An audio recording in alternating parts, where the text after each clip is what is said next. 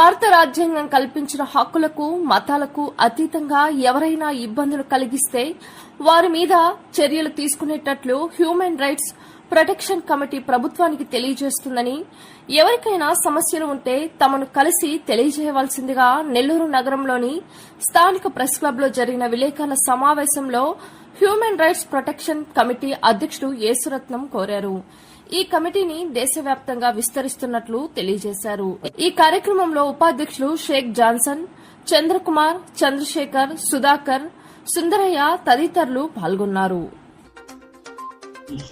Human rights protection ఈ కమిటీకి నేను వైస్ ప్రెసిడెంట్ గా ఉన్నాను. నా పేరు ఎస్కే జాన్సన్. ఎక్కడైనా మానవ హక్కులకు ఉల్లంఘన కలిగినట్లయితే హ్యూమన్ రైట్స్ ప్రొటెక్షన్ కమిటీ ద్వారా కఠినమైన చర్యలు తీసుకుంటామని ఈ సమయంలో తెలియపరుస్తున్నాను. ఈ కార్యక్రమంలో బాధితుల పక్షాన నిలబడి బాధితులకు న్యాయం చేకూర్చేదాని కోసం హ్యూమన్ రైట్స్ ప్రొటెక్షన్ మరి వైస్ ప్రెసిడెంట్ జాన్సన్ గారు, అదేవిధంగా అడ్వైజర్గా ఉన్నటువంటి సుధాకర్ గారు, అదేవిధంగా అధికార ప్రతినిధిగా ఉన్నటువంటి షాన్వాజ్ గారు, ఇంకా మిగిలిన కమిటీ వారందరికీ కూడా కృతజ్ఞతలు తెలియజేసుకుంటున్నాను. ప్రభుత్వం వారు వెంటనే స్పందించి బాధితులకు సహాయం చేయవలసిందిగా డిమాండ్ చేస్తున్నారు.